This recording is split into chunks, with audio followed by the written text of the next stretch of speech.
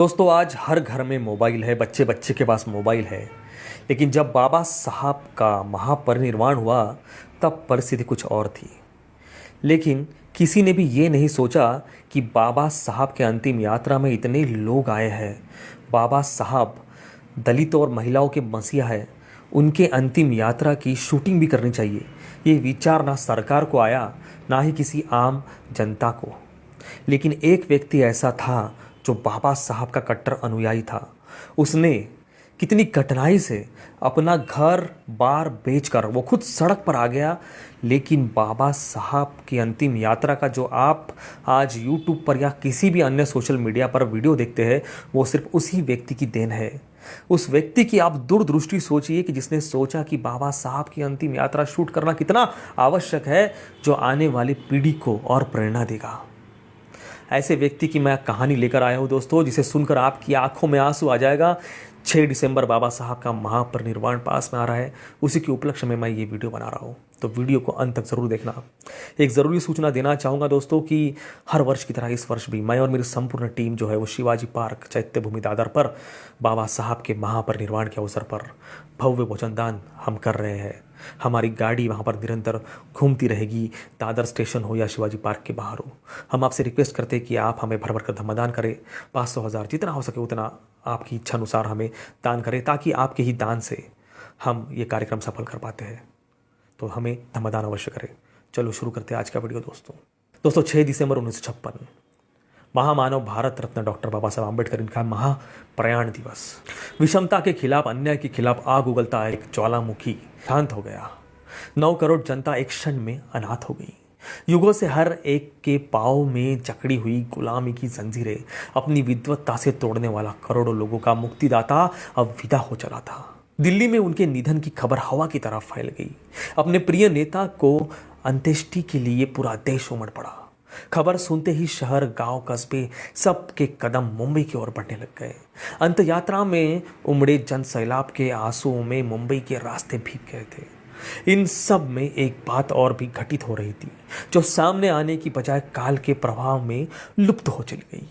इन अंतिम क्षणों को हमेशा के लिए कैद करने वाला, जिन्होंने अपना रहने का मकान और अपनी प्रिंटिंग प्रेस तक इस ऐतिहासिक घटना को फिल्मांकन करने के लिए बेच दी, उनसे लोग आज भी अपरिचित है। इस जानकारी का आगे न आना एक बड़ी विडंबना है। पूर्व विधायक, दलित मित्र नामदेव वटकर 6 दिसंबर को वे मुंबई में ही थे। बाबा साहब के प्रयाण की बात पता चली तो बड़े दुखी हुए। उन्हें लगा कि बाबा साहब की अंत यात्रा का वीडियो रिकॉर्ड करना चाहिए। नाटक और फिल्मों से जुड़े होने के कारण कई लोगों से उनका परिचय था। उन्होंने कई लोगों से कहा, लेकिन कोई तैयार नहीं हो रहा था। कुछ लोगों ने तो यह भी कहा, हमें उससे क्या, वो तो तुम्हारे नेता है, अछूतों के नेता है, हम फिल्मांकन नहीं करेंगे, ऐसा स्पष्ट उत्तर मिला। नामदेव वटकर की भोली आशा थी कि कोई तो करेगा, लेकिन उनकी आस टूट गई। आने वाले समय के लिए इस फिल्मांकन का जो महत्व है उन्होंने पहचान लिया था। सोचा कोई मदद करे ना करे, स्वयं ही फिल्मांकन का उन्होंने निर्णय ले लिया। लेकिन यह कोई सहज और सरल कार्य नहीं था। उस वक्त वीडियो रिकॉर्डिंग के लिए कैमरा, उसके लिए रील, यह सब इतना खर्चीला था जो उनके लिए संभव नहीं था। लगभग 3000 फीट निगेटिव रील, कैमरा और कैमरामैन, इसके लिए लगभग 1300 से 1400 रुपए का खर्च आ सकता था। इसके लिए पैसा कहाँ से आएगा, यह उससे भी बड़ा प्रश्न था। तब वे कुछ छोटे मोटे कामों के लिए कुछ गिरवी रखकर मारवाड़ी से पैसा उठा लेते थे। लेकिन इस बार रकम बड़ी थी, तो उन्होंने अपनी प्रिंटिंग प्रेस गिरवी रख दी। बदले में 1500 रुपये मिले। दौड़ते हुए वे कैमरामैन शंकर राव सावेकर के पास गए। उन्होंने 150 रुपये प्रतिदिन किराए पर एक कैमरा लाया और रात 10-11 बजे के आसपास राजगृह पहुंचे कैमरा लेकर। अब सोचिए, बाबा साहब का पार्थिव शरीर सुबह सुबह पहुंचा। कुछ देर बाद एक ट्रक पर पार्थिव रखा गया और अंत यात्रा शुरू हुई। नामदेव भटकर और कैमरामैन को उसी ट्रक पर कैमरा लगाकर खड़े रहने की थोड़ी सी जगह मिल गई। पहला शॉट खोदादत सर्किल पर लिया गया। बाबा साहब के अंत दर्शन के लिए पहुंचे विराट जनसागर का फिल्मांकन भी दिन भर चलता रहा। शाम को पार्थिव दादर चौपाटी पर पहुंचा। शाही मानव वंदना दी गई। चंदन की चिता पर पार्थिव रखा गया। अंतिम लकड़ी चिता पर रखते हुए तक शूटिंग चलती रही।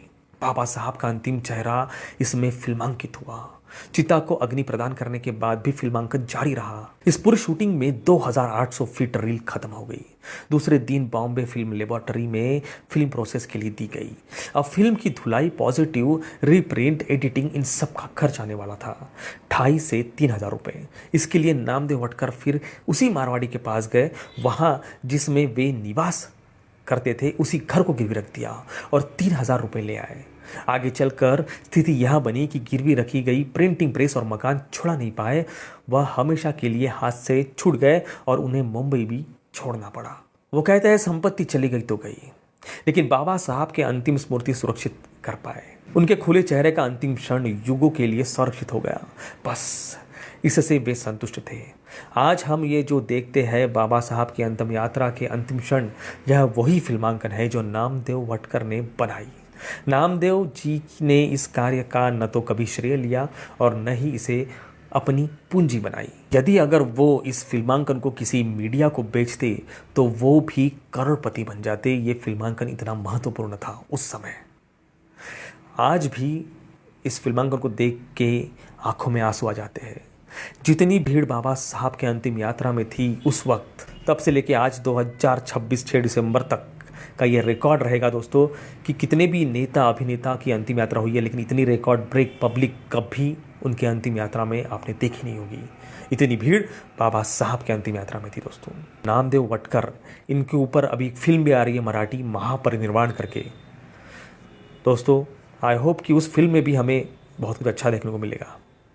ये थी दोस्तों बाबा साहब की अंतिम यात्रा शूट करने वाले की दुखद कहानी, जिसने अपना घर और मकान बेचकर बाबा साहब के अंतिम यात्रा को शूट किया।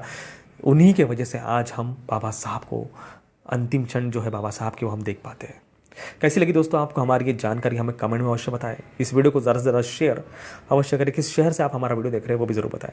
चलो मिलते हैं नेक्स्ट वीडियो में ऐसे ही किसी इंटरेस्टिंग टॉपिक के साथ। तब तक के लिए आप सभी को दोस्तों नमो बुद्धाय, जय भीम।